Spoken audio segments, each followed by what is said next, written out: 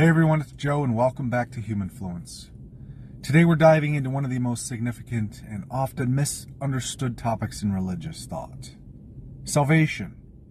We'll explore how different traditions understand salvation, whether through good works, faith in Jesus Christ, or a combination of both, and more importantly, we'll unpack how Jesus' teachings have been interpreted and sometimes misinterpreted over time. For many Christians, the belief that salvation comes only through the belief in Jesus is central to their faith. But when we take a closer look at Jesus' actual teachings, we find a broader, more inclusive message, one that emphasizes compassion, kindness, and living a moral life, rather than focusing exclusively on faith alone. We'll also look at how Jesus' identity evolved from being seen as a prophet and teacher to being declared as God in the flesh by the early church. A transformation that would have a profound impact on how his teachings were understood. In a world seeking light amid darkness, we must ignite awakened consciousness, awaken your soul, ignite your inner fire, evoke your inner wisdom. For when you confront your own shadow, you unveil your inner light, Humanfluence, creating a new reality. Let's start with one of the most famous but often misunderstood statements from Jesus. I am the way, the truth, and the life. John 14:6. When Jesus says, I am the way, the truth, and the life, many Christians interpret this to mean that only belief in Jesus can lead to salvation. But we need to look at the historical and cultural context of this phrase. In the time of Jesus, the word way didn't necessarily imply exclusivity. It referred more to a way of living or a path that aligned with God's principles. He was likely pointing to his teachings and example as the way to connect with God, not to himself as the exclusive gatekeeper of salvation. Over the centuries, as the Bible was translated and edited, the statement was increasingly interpreted to mean that only faith in Jesus leads to salvation, diminishing the importance of his broader message about living a life of love, compassion, and humility. Then we have the parable of the Good Samaritan. This is one of the clearest examples of Jesus teaching salvation through good works, and it comes from Luke chapter 10, verses 25 through 37. When asked, what must I do to inherit eternal life? Jesus responds with a story about a Samaritan, someone marginalized by society who shows compassion to a wounded man when others ignored him.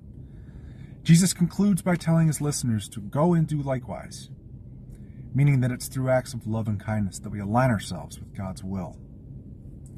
This powerful message that salvation can come through compassionate actions has often been overshadowed by the later focus on belief alone is the ultimate path to salvation. The next example is the sheep and the goats in Matthew chapter 25, verses 31 through 46. Jesus speaks about the final judgment and separates people into two groups, the sheep and the goats. The sheep are those who fed the hungry, gave water to the thirsty, and cared for the sick and imprisoned. Jesus welcomes them into eternal life, not because of their faith, but because of their good works.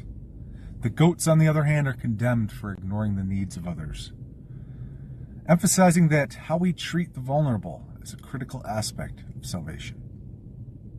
Yet over time, this clear message about the importance of good works has been minimized in favor of the idea that faith in Jesus alone is what grants salvation.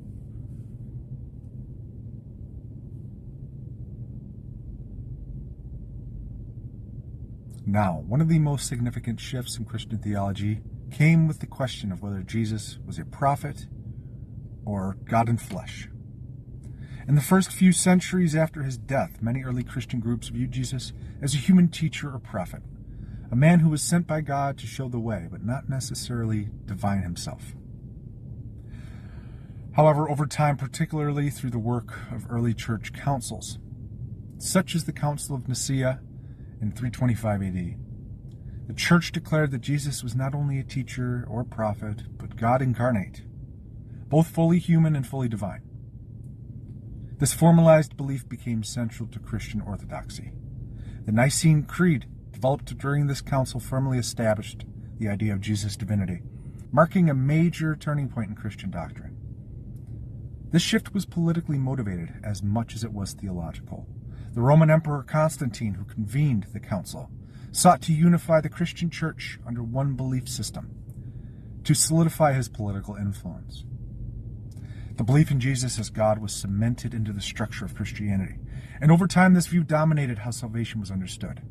Faith in Jesus as God became essential for salvation, replacing the earlier, more diverse interpretations of who Jesus was.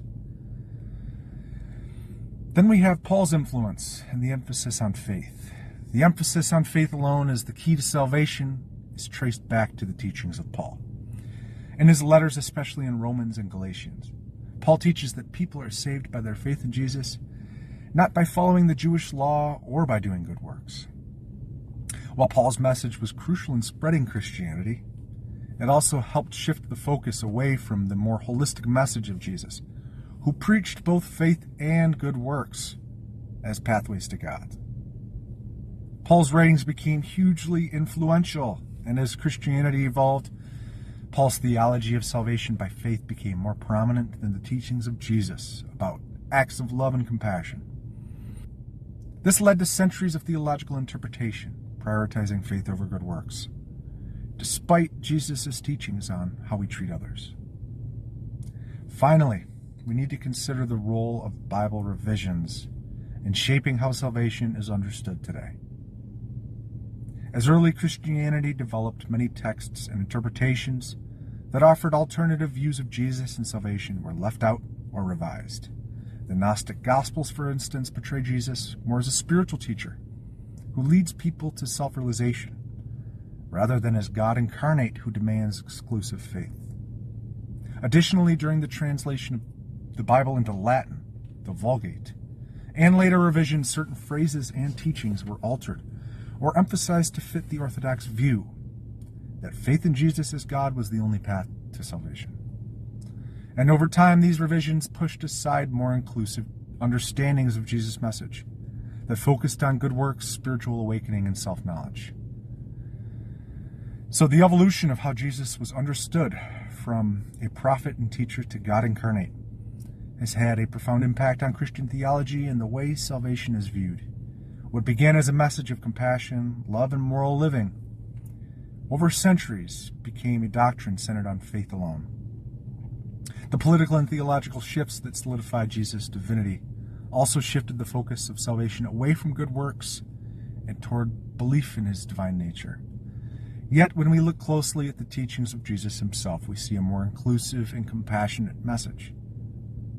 One that emphasizes how we live our lives, how we treat others, and how we seek spiritual connection with a higher power. So whether you believe that salvation comes through faith, good works, or a combination of both, the core teaching of Jesus remains to live in love, to show mercy, and to seek truth beyond the distractions of the material world. Thanks for exploring this important topic with me today. If this sparked new thoughts or questions for you, feel free to share them, and let's continue the conversation. Until next time, take care and keep seeking the deeper truths in life. Humanfluence out.